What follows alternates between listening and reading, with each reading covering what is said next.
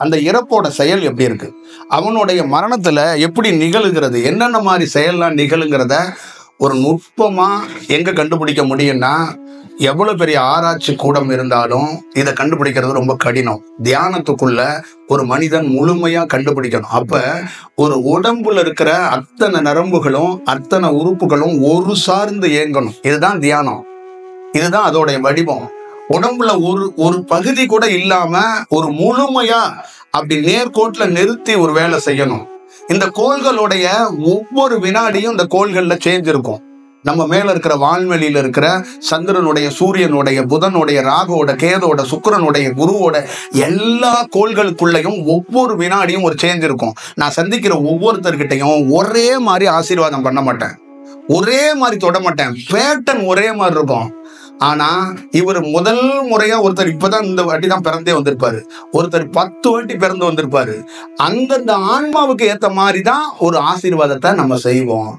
வெளியில பாக்குறவங்களால கண்டுபிடிக்க முடியாது. அதுதான் நான் சொல்றேன், எப்பயுமே நீங்க ஹாஸ்பிட்டல்ல போய் டாக்டர் எழுதி கொடுப்பாரு, அதுல என்ன எழுதி கொடுத்துருக்காரு மெடிக்கல் ஷாப்புக்கு மட்டும்தான் தெரியும், உங்களுக்கு தெரியாது.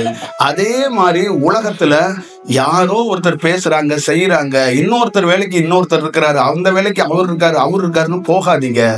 இந்த தியானம்லாம் உங்க உடல் சார்ந்து வேற யாருமே பார்க்க முடியாதுங்க. உங்க உடல் சார்ந்து நீங்க தெரிஞ்சுக்கணும்னா, வாய்ப்பு இருந்துச்சுன்னா என்னைக்காவது நீங்க உங்க வீட்டுல இருந்தபடியே இந்த செயலாக்கத்தை செய்யறதுக்கான ஒரு வாய்ப்பை உருவாக்கிக்கங்க. அப்பதான் இந்த பிறப்புனா என்னன்னு தெரியும். பக்கத்துல இருக்கிற அண்ணன், தம்பி, அம்மா, அப்பா எல்லாம் உறவாதான் உங்களுக்கு தெரியும். அவன் இந்த பிறப்புலதான் நம்மளோட அண்ணனா இருக்கிறானா இல்ல பல பிறப்புல நம்மளோட அண்ணனா இருக்கானான்னு உங்களுக்கு தெரியாது. இதெல்லாம் தியானத்துக்குள்ள கொஞ்சம் பண்ணும்போது உங்களுடைய செயல் வடிவம் எல்லாம் மாற தொடங்கும்.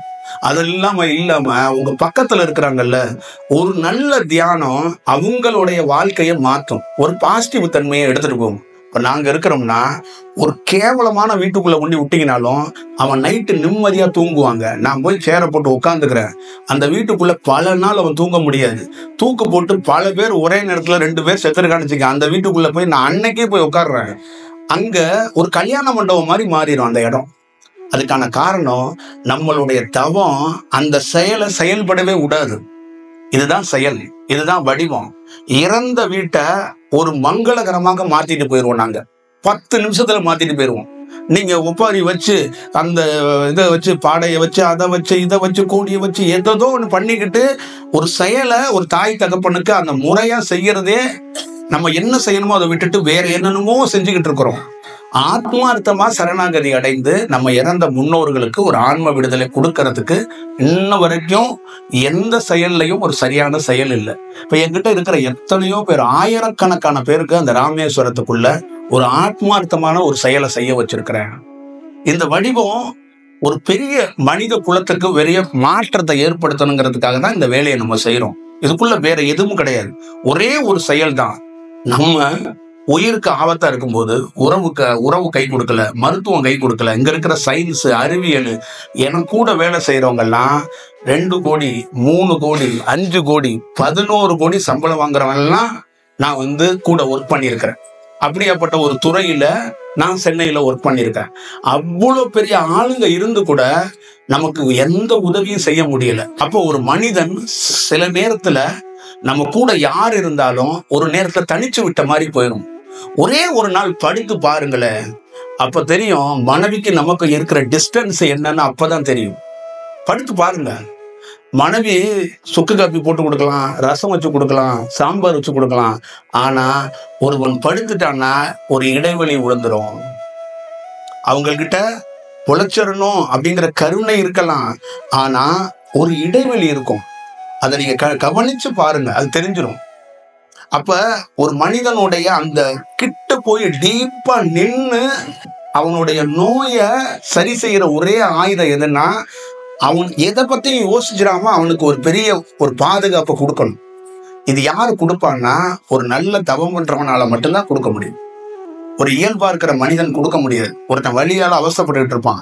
எங்க பெரியம்மாவோட சித்தி வந்துருச்சுன்னு சொல்லி அவங்க உட்காந்து இவன் எங்க வலியோட துடிச்சுக்கிட்டு இருப்பான். 5 நிமிஷம் பேசிட்டு வெளியில உட்காந்து அவரை தொந்தரவு பண்ணக்கூடாதுன்னு அவங்கள மறந்து 25 நிமிஷம் பேசுவாங்க. அவங்க வாழ்க்கையெல்லாம் பேசுவாங்க.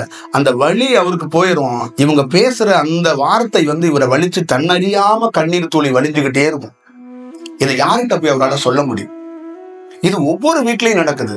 ஒவ்வொரு கணவன் மனைவிக்குள்ளேயும் யாராவது ஒரு கணவன் மனைவி எல்லா நாள்லயும் நாங்க வேற ஒரு வடிவத்துக்குள்ள இருக்கிறோம் அப்படின்னு சொல்லுங்க. ஒரு சரியான புரிதல் இல்லைங்க. வெறும் அட்ஜஸ்ட்மெண்ட், வெறும் நடிப்பு, வெறும் ஒரு சின்ன சின்ன பேலன்சிங்ல தான் அவங்கவுங்க வாழ்க்கையை எடுத்துட்டு போறாங்க. அதுக்குள்ள ஒரு சாரதாங்கிற ஒரு பொண்ணு, ராமகிருஷ்ணருங்கிற ஒருத்தர், ஒரு பெண்ணுக்கே இலக்கணமா அந்த அம்மா வாழ்ந்துச்சு. பெண்ணுக்கே இலக்கணமா ஒரு மகள் மாறி கணவனுக்கு முழு சேவையும் பண்ணுச்சு. இன்னைக்கெல்லாம் உங்க வீட்டுல யாராவது ஒருத்தர் என்ன மாதிரி உங்க வீட்டுல இருக்கிற பையன் சாமியார் ஆயிட்டாருன்னா நீங்க என்ன நினைப்பீங்க? அவர் சாமியார் ஆயிட்டான், சாமியாரா போயிட்டான், இப்படி இன்னும் சொல்ல ஆரம்பிச்சிருவீங்க. ஆனா எங்க இருந்தே ஒரு சாமியார் வந்தா நீங்க ஆசீர்வாதம் வாங்கிக்குவீங்க. ஆனா உங்க வீட்டுல ஒரு புள்ள யாரும் இந்த மாதிரி உருவாகிடக்கூடாது. அப்ப சாரதாங்கிற ஒரு பொண்ணை கல்யாணம் பண்ணி கொடுத்துட்டு அவங்க அப்பாவுக்கு எவ்வளவு ஆசை இருக்கும், அவங்க அம்மாவுக்கு எவ்வளவு ஆசை இருக்கும். அந்த பொண்ணு அதெல்லாம் கடந்து ஒரு தகப்பனா, ஒரு குருவா அவரை பார்த்து அவ்வளவு பெரிய வேலை செஞ்சதுனாலதான் ஒரு வரலாறுல எத்தனை பொண்ணு பிறக்கிறா, எத்தனை பொண்ணு இறக்குறா. ஆனா இன்ன வரைக்கும் ஒரு பெரிய ராமகிருஷ்ணருடைய பரம்பரையிலையோ விவேகானந்தர் பரம்பரையிலையோ இல்ல எங்களை மாதிரி தவத்துக்கு வர்றவங்க முதல்ல வணங்குறது, நான் என் பெத்த தாயை வணங்கவில்லை, முதல்ல வணங்குற தெய்வம் தாய் சாரதாவை வணங்குறேன். ஏன்னா பெண்ணுக்கே ஒரு இலக்கணமா இருக்கிறா, பெண்ணுக்கே ஒரு வடிவமா இருக்கிறா. அவ என்ன பண்ணான்னா இந்த உடலை தாண்டி ஒண்ணு யோசிச்சா. அதுதான் விஷயம். இந்த உடலை தாண்டி ஒண்ணு யோசிச்சா. இங்க இருக்கிற பெண்ணு உடலை தாண்டி வரமாட்டாங்க. அடுத்த ஸ்டெப் உடலை தாண்டி வைக்க சொல்லுங்க, வைக்க முடியாது. எந்த செக்ஷன்ல இருக்கட்டும், யாரு எவ்வளவு பெரிய மருத்துவரா கூட இருக்கட்டும், அவங்களுடைய புரிதல் என்ன இருக்கும், ஒரு செயல் வடிவம் என்ன இருக்கும். ஆனா அந்த வரலாறு, அந்த விஷயம் எப்படிங்கிறத நீங்க பார்த்து ஒரு வாழ்க்கையில எடுத்துட்டு போகணும். இந்த மாதிரி ஒரு பிறப்புல பிறந்துட்டோம், அடுத்த வாட்டி இந்த மாதிரி ஒரு பிறப்புல பிறப்போமா, இதே வீட்டுல இதே கணவர்கிட்ட இதே குழந்தையில இதே சித்தப்பா பெரியப்பாவோட இந்த உறவோட பிறப்போமா. ஆனா இந்த வாழ்க்கைய எவ்வளவு தெளிந்த நீரோடைய எடுத்துட்டு போறதுக்கு என்ன வாய்ப்பு இருக்குன்னு ஒருத்தவங்க தனக்குள்ளே சுய பரிசோதனை பண்ணணும், தனக்குள்ளே ஒரு ஆய்வு பண்ணணும். இதுதான் முக்கியமான செயல். யாருக்கு யாரும் அட்வைஸ் பண்ண வேண்டாம். முதல்ல சுய பரிசோதனை தான் இங்க வேணும். இங்க சுய பரிசோதனை இல்ல, அதுதான் பிரச்சனை. தப்பு செய்யறது இயல்பு. எல்லாரும் சரியா இருந்துட முடியாது. நான்ல சிறு வயதுல எப்படி வாழணும் சரியா இருக்கிறதோ அத மாதிரி எல்லாம் தப்பா வாழ்ந்தோம். ஆனா ஒரு இடத்துக்குள்ள இந்த காலம் கற்றுக் கொடுத்துச்சு, அந்த வாழ்க்கையை கற்றுக் கொடுத்துச்சு. இன்னைக்கு என்னோட இருக்கிற என் கூட வளர்ந்த எல்லாரும் வேற மாதிரி ஒரு வாழ்க்கையில இருக்கிறாங்க. நான் இந்த வாழ்க்கைக்குள்ள எப்படி இருக்கிறேங்கிறத மட்டும் பாருங்க. ஏன்னா ஒரு நாள் கூட என் குடும்பம் சார்ந்து நான் ஏங்கியதே இல்லை. இரவு பகல் எந்த சூழ்நிலையும் இன்னைக்கு இங்க இருக்கிறோம், நாளைக்கு காலைல ராமேஸ்வரத்துல இருப்போம், அடுத்த நாள் கோயம்புத்தூர்ல இருப்போம், அடுத்த நாள் எங்க இருப்போம்னே தெரியாது. இதெல்லாம் யாரை சந்திக்கிறோம்? கரடியவா, சிங்கத்தவா, புலியவா? மனிதர்கள் சந்திக்கிறோம். யாரு? என்னோட உறவாங்க, என்னோட தாயா, என்னோட சகோதரர்களா, இல்ல எனக்கு ஏதாவது பொண்ணு பொருள் தரப்போறாங்களா, இல்ல என்ன இருக்கு? அவங்களுடைய வாழ்க்கைக்குள்ள ஏதாவது ஒண்ணு ஒரு சின்ன வெளிச்சமாச்சு நம்ம காட்டிட மாட்டோமா? ஏதாவது ஒரு குட்டி விஷயம், ஒரு தீக்குச்சி எடுத்து போடுற மாதிரி கூட அவங்க லைஃபுக்கு ஒரு பயனுள்ளதா இருந்துட மாட்டோமாங்கிறதா நம்மளுடைய தேடுதலா இருக்கு. அப்ப ஒரு தனி மனிதன் யாரையுமே நம்ப வேண்டாம். மருத்துவர், ஜோசியர், எத்தனை காலத்துக்கு நம்ம எல்லாரையும் ஒவ்வொருத்தரையும் சார்ந்து வாழ்ந்துட்டோம். ஆனா ஒரு இண்டிபெண்டா ஒரு தனி மனிதன் சொந்த காலில் சுயமா நிக்கணும். இப்ப நாங்கெல்லாம் இருக்கிறோம்னா எங்களை யாருமே ஃபாலோ பண்ணக்கூடாதுன்னு தான் கண்டிஷனே. பக்தர்கள், இந்த ஃபாலோவர்ஸர், இந்த அது இது எல்லாம் இருக்கக்கூடாது. ஒரு கலையை கற்றுத்தர்றோம். அந்த கலையோட நோக்கம் என்ன? ஒரு யோகியோட நோக்கம் என்னன்னா ஒரு இண்டிபெண்டா ஒரு பெண்ணோ ஒரு ஆணோ ஏங்கணும், அந்த வாழ்க்கையை பார்த்துக்கணும், அந்த வாழ்க்கையோட தத்துவத்திலிருந்து கத்துக்கணும். இதுல கொடுக்கப்பட்டிருக்கிற 3 வேளை தியானத்துக்குள்ள ஒரு மனிதருக்குள்ள பெரிய மாற்றம் வேண்டங்க, அமைதியை ஏற்படுத்தும். பெரிய காசு பணம் வேண்டங்க, ஏழையா பிறந்தாலும் அலட்டிக்காம வாழ வச்சிரும். இதுதான் ரொம்ப முக்கியம். இப்ப தமிழ்நாடு ஃபுல்லா பெரிய சக்சங்கம் பண்றேன்.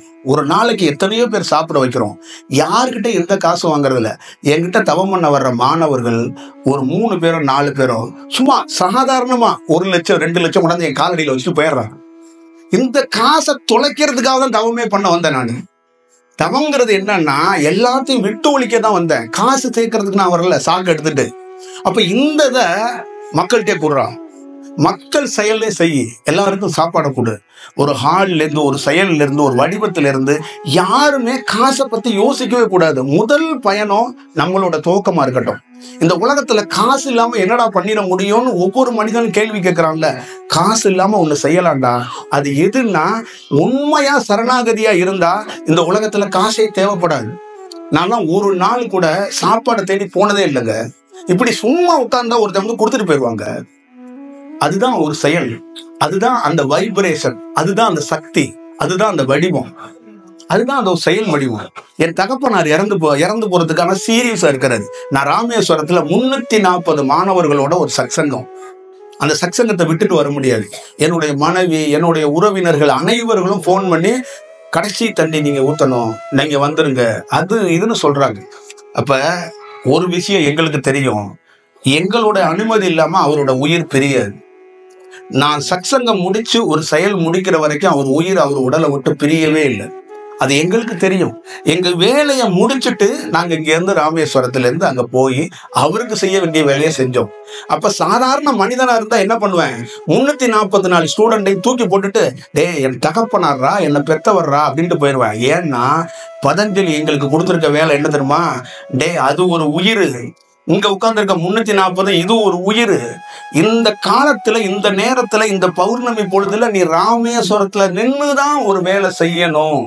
மனிதர்கள் பாசம், சொந்தம், பந்தம் அப்படி இப்படி பேசுவாங்கடா, அதை பத்தி எல்லாம் தெரியாது. தியானத்துல பார், அந்த செயல் வடிவம் என்னன்னு உனக்கு தெரியும். அதனால எல்லாம் சரியா இருக்கும் அப்படின்னு சொன்னதுனாலதான் அங்கிருந்து அந்த வேலையை செஞ்சுட்டு திருப்பியும் ஊர்ல போய் ஒரு மகனாக அவருக்கு என்னென்ன கடமை செய்ய முடியும் அது எப்படி நேர்த்தியாக தெல்ல தெளிவாக திருவாசகம், நால்வருடைய பாடல்கள், சாவு வீடு மாதிரி ஆக்கல, சாவு வீடு மாதிரி கொண்டு போல. ஒப்பாரி வச்சவன்லாம் தலையில 2 போட்டு அங்கிட்டு போய் உட்காரு, அமைதியா இருங்க. ஒருவன் இறந்து விட்டான், அவனுக்கு முக்கியமான ஒரு செயலை எப்படி செய்யணும், அந்த ஆன்மாவை எப்படி வெளியில எடுத்துட்டு போகணும், அதுக்கு எப்படி மரியாதை அளிக்கணுமோ அதை மாதிரி செய்யணும்னு அந்த இடத்துக்குள்ள இருந்து அந்த கிராமத்துக்குள்ள பல பெரியவங்க இருக்கிறாங்க, பல மூட நம்பிக்கை இருக்கு, அவங்களெல்லாம் உடைக்க முடியாது.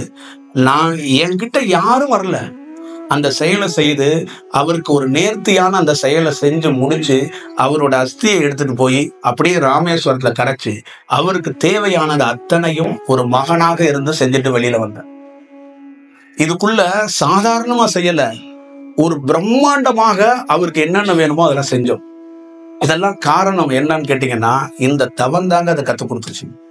வாழ்க்கையில உங்க தாய்க்கு, உங்க தகப்பனுக்கெல்லாம் நீங்க என்னைக்காவது நல்லது செய்யணும்னு நினைச்சீங்கன்னா அவங்களுக்கு காசு, பொன், பொருளெல்லாம் எதுவுமே கொடுக்க முடியாதுங்க. நீங்க நல்லா இருந்தீங்கன்னா அதுவே அவங்களுக்கு பெரிய பொன் பொருள் மாதிரி.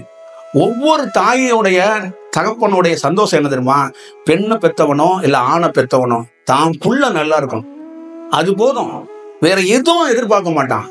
அவனுடைய நிம்மதியான தூக்கம் எது தெரியுமா, உங்களுடைய சிரிப்பு தான். அதை பார்த்துக்கிட்டு உங்க தாய் தந்தையை வணங்கி ஒரு நல்ல செயலோட நீங்க பயணத்தை மேற்கொள்ளணும். இதுதான் நாங்கெல்லாம் நினைக்கிறது. எங்களுடைய செயல் வடிவம் அதுதான். ஒரு சாமியார் வந்துட்டார், எலுமிச்சம்பழம் கொடுத்துட்டார், பூ கொடுத்துட்டாருலாம் 100 ஆண்டுகளா இந்தியாவில் பண்ணி பண்ணி பண்ணி பண்ணி இந்த மாதிரி மூட நம்பிக்கைகளை மக்களை வேற மாதிரி ஆழ்த்திட்டாங்க. சயின்ஸா, அறிவியலா இந்த உடலுக்குள்ள இருக்கின்ற ஒவ்வொரு நரம்புகளை பற்றியும் தத்துவமாக ஒரு செயல் வடிவமாக இப்ப மருத்துவ செயலாக்கம் பண்றோம். தண்ணிக்குள்ள ஒரு பெரிய வடிவம் இருக்கு. என்ன வடிவம் இருக்கு அப்படின்னா, காசிக்குள்ளையும் நீங்க போய் நீர்ல தான் முழுகணும், ராமேஸ்வரத்துக்குள்ளேயும் நீர்ல தான் முழுகணும். உங்களோட உயிர் சொன்ன பேச்ச கேட்கிற இடம் எங்க இருக்குன்னா தண்ணி. அந்த நீருக்கும் உங்க உயிருக்கும் ஒரு கனெக்ட் இருக்கு. அதுக்குள்ள இருந்து நம்ம வெப்ப சலனமாக உடலுக்குள்ள தியானத்துக்குள்ள ஒரு செயலை பெற்று வச்சிருக்கிறோம். அந்த செயலை எடுத்து உங்களுக்குள்ள இருக்கின்ற அந்த தீமை செயலை வெளியில எடுக்கிறதுக்காக போராடி ஒரு செயலை பண்றோம்.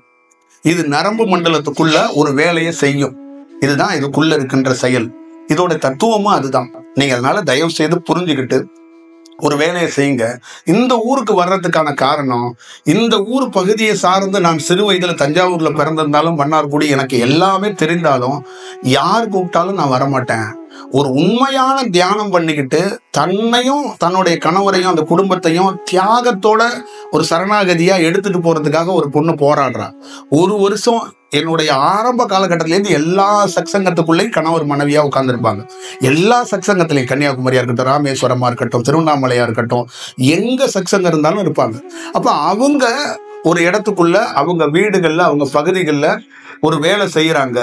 அப்ப நம்ம போய் அந்த இடத்துல நிற்கணும் அப்படிங்கிறதுக்காக தான் எதையும் யோசிக்காம நான் வர்றேம்மா. அப்ப ஒரு 2 பேர் தவம் எவ்வளவு பெரிய நல்ல செயலை உருவாக்கி இருக்கு பாருங்க. அப்ப இதுதான் செயல் சொல்றேன். உங்களோட தவம் நாளைக்கு உங்க வீட்டுக்கு ஏதாவது ஒண்ணு பண்ணிட்டு போயிருங்க, ஒரு நல்லது செய்யும். தலகாணி வச்சு தூங்குறீங்கல்ல, உங்க பெட்ஷீட் இருக்குல்ல, உங்க வீடு இருக்குல்ல, அதெல்லாம் நல்ல தன்மையில இருக்குன்னு நீங்களா கனவு கண்டுகிட்டு இருக்கீங்க. அதெல்லாம் இல்லைங்க. உங்க வீட்டோட தன்மையெல்லாம் இங்க யாராலையும் கண்டுபிடிக்க முடியாது. உங்க வீட்டுக்குள்ள நல்ல செயல் இருக்கான்னு உங்களால கண்டுபிடிக்க முடியாது. உங்க ஜோசியராலையோ, உங்களுக்கு இந்த வாஸ்து சாத்து போட்டு இன்ஜினியர் கட்டி கொடுக்குறாருல, அவரால கூட கண்டுபிடிக்க முடியாது. இதுக்கெல்லாம் ஒருத்தன் முழுமையா தவம் செஞ்சானா அவன் வீட்டுக்குள்ள இருக்கின்ற அந்த செயலோட போக்க மாத்திர முடியும், அந்த செயலோட வடிவத்தை மாத்திர முடியும். அதுதான் ரொம்ப முக்கியம்.